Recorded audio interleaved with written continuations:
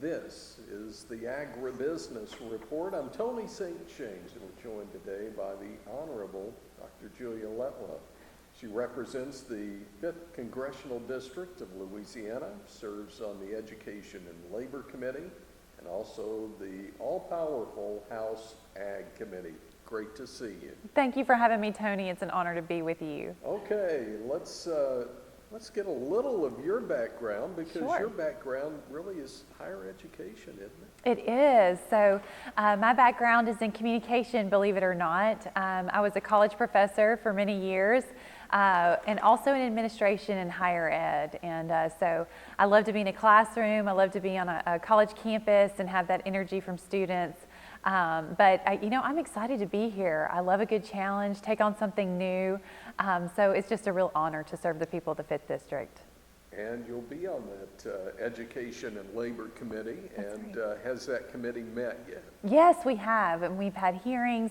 I am just soaking up every second in that committee. Again, that's a passion of mine. But labor bleeds over into the ag world as well. So there's some things that we can flesh out there too. Let's talk about the House Ag Committee. Hearings are starting, and now we're getting to the point where we're about to have quite a few of these committee hearings. What's your thought as you move into this work, this committee work for the ag?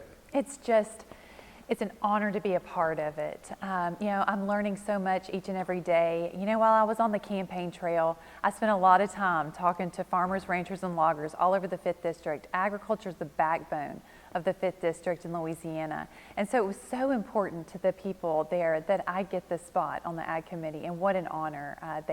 They kind of saved it for me, and I was just so excited and thrilled to be able to serve on it. So, it's wonderful to be with Ranking Member G.T. Thompson and all of the great work that he's spearheading, but also my neighbor Rick Crawford up in Arkansas. So I'm just gleaning as much as I can from both of them. They've taken me under their wing, but just learning and soaking up as much as I can so I can go back and help the community and the district that I serve.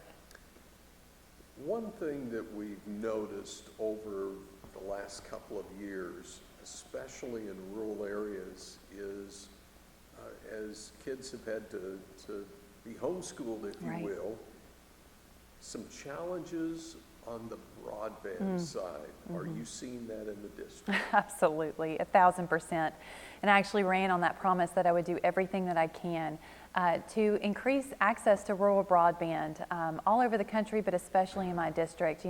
I've been without it. I live in Start, Louisiana, which is a tiny community, but nothing like a pandemic to bring to light how crucial rural broadband is, not only for the education system for our children, also healthcare for people in rural communities, but it bleeds over again into farming. And more and more of our farmers are relying on broadband services, and I want to make sure that we deliver.